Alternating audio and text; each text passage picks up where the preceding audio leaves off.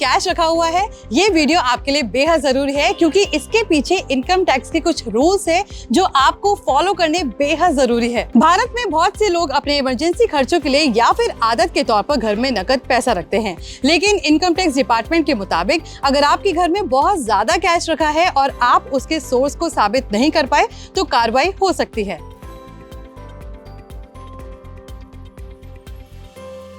अब बात करते हैं उन रूल्स की जिन्हें आपको समझना बेहद जरूरी है। सबसे पहले, घर में कैश रखना लीगल है, लेकिन अगर कोई इनकम टैक्स रेड होती है और आप नहीं बता पाए ये पैसा कहां से आया तो आईटी विभाग उसे अनअकाउंटेड मनी मान सकता है। दूसरा, अगर आप किसी एक व्यक्ति से 2 लाख रुपए से ज्यादा नकद में लेते हैं तो ये नियम के खिलाफ है, चाहे वो पैसा शादी में हो, गिफ्ट में हो या किसी भी वजह से।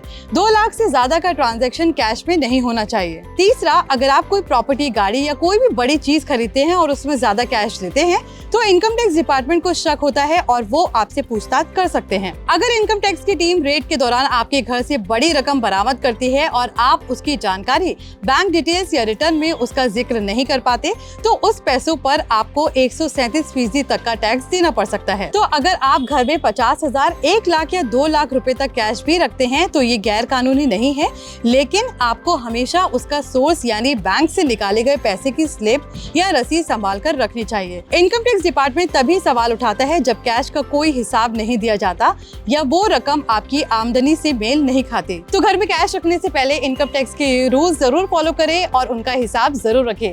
पर्सनल फाइनेंस से जुड़ी और ऐसी वीडियोस के लिए देखते रहिए जी बिजनेस।